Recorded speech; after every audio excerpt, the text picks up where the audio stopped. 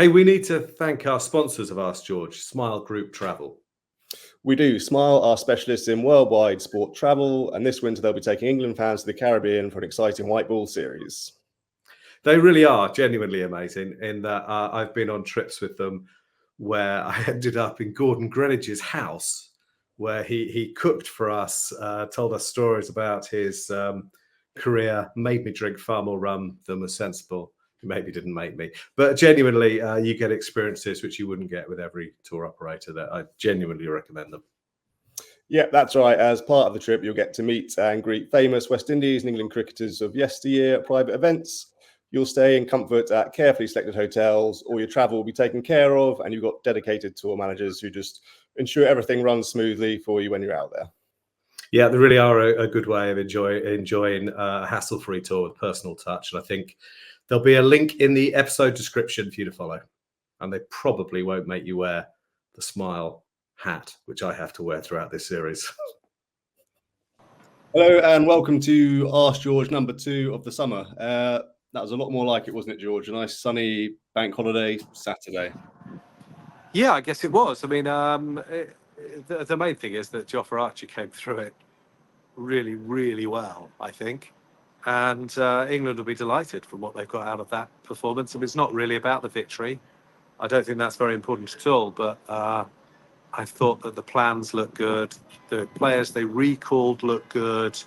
I don't think realistically it could have gone much better. Still a bit to do, but a big step in the right direction. Yeah, we teed up our first question from Matthew Wright quite nicely there. He asks, who were more nervous today, Manchester United fans watching the last 10 minutes of the FA Cup final, or England fans hoping Jofra came through unscathed?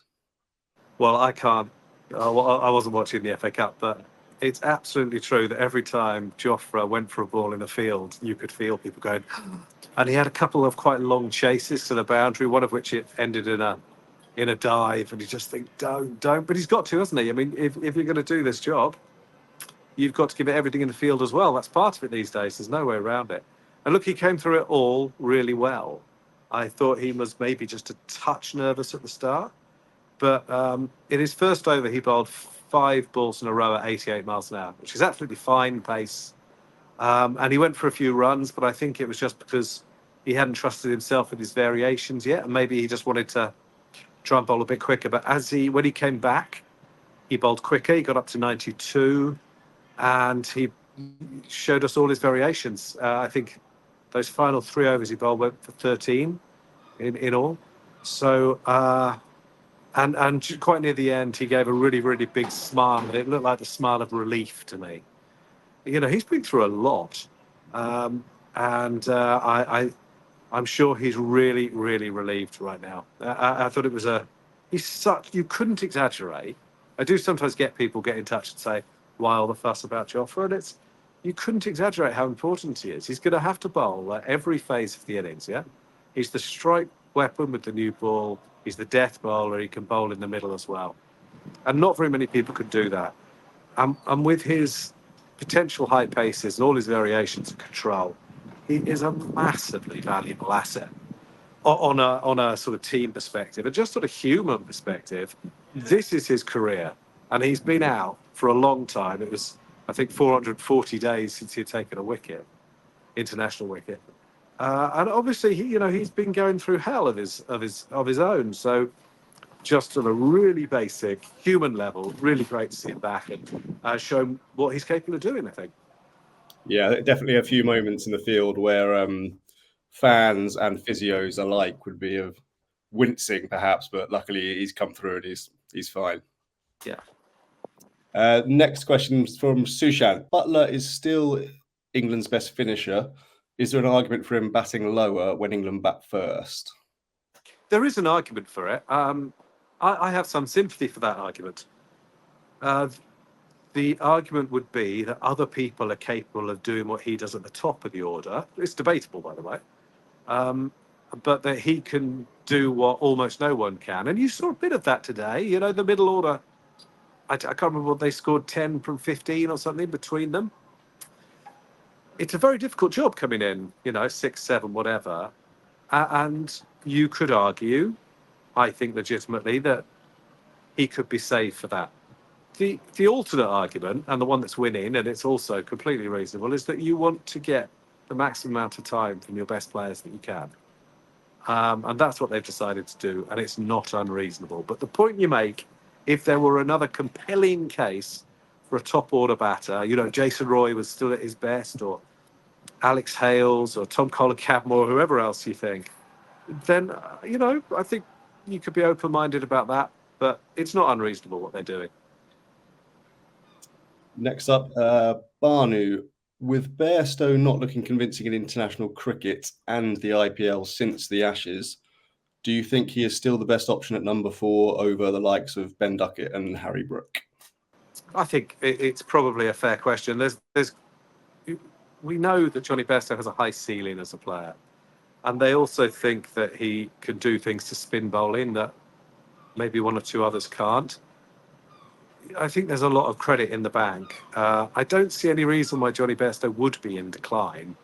He's just not consistently scoring many runs. And you talk about, part of that question asked about the IPL. I mean, what is it, 2 or 3 weeks since he scored 100 in the IPL in 41 balls or something?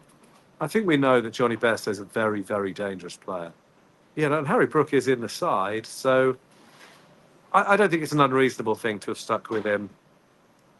It absolutely could be his final international cricket, but we're not there yet. Right ahead of the tournament. I don't want to write him off at this stage because he could have a fantastic tournament. And I actually think he's going to have great hand-eye coordination for several more years.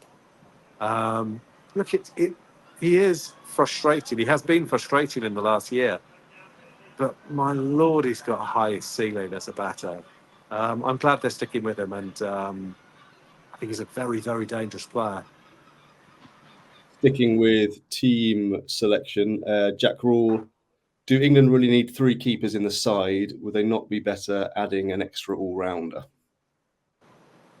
Well, they're not playing as keepers, are they? I mean, Bairstow is playing because he's seen as the best number 4 available. I mean, they're all playing as batters, and it just so happens that Jos is keeping. So I don't think that that's particularly relevant. And who would you play instead? You'd bring in Sam Curran. He's the next all-rounder, I guess. I think you'd be weakening the batting if you did that, wouldn't you?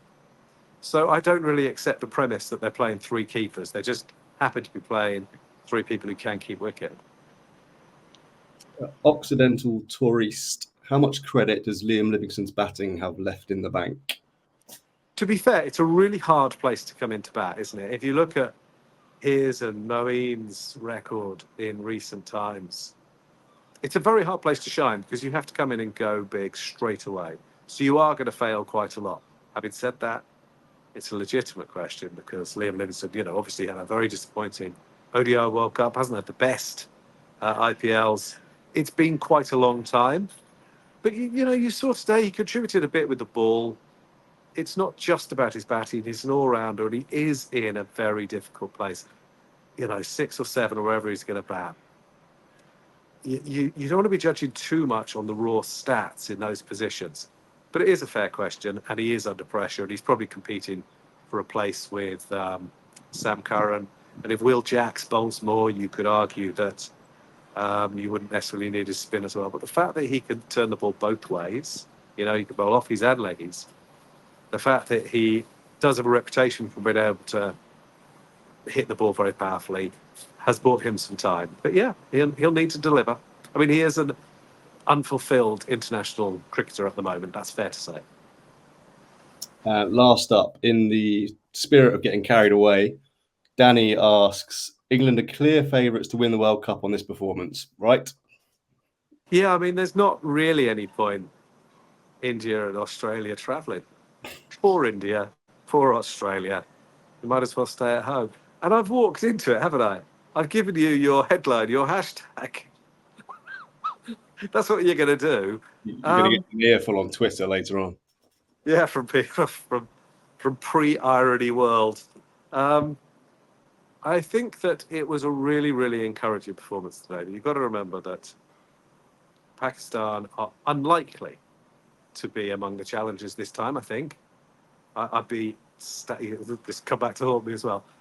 This doesn't look like one of those Pakistan sides that's going to shock us and go a long way in the tournament. But who knows?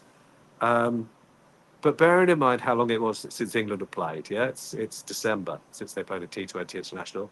Bearing in mind how poor their ODI World Cup was, and bearing in mind the length of time that Jofra and Adil Rashid had out, for example, I thought this was a really, really encouraging game. And obviously, there are other questions to answer. How does Jofra wake up tomorrow? If he's got a sore elbow tomorrow morning, it's all been for nothing. So there's all sorts of questions and theories, and I really don't think that anyone should get carried away. In fact, my own view is that if England make the semis, they've done well. That should be considered a decent tournament. But as I say, much more important than the results was the fact that the plans worked. Chris Jordan coming back really, really worked. He bowled really well at the death. He improved the fielding. Jofra coming back worked. Moeen Ali opening the bowling worked. Will Jacks batted as well as anyone all day. A lot worked. And sure, there are tougher challenges to come. But all you could do is get better each game. And, it's an encouraging start. As I say, pretty much no point Australia travelling. Might as well stay at home. On that note, we'll leave it there and we'll be back next week for the third of the series. Looking forward to it.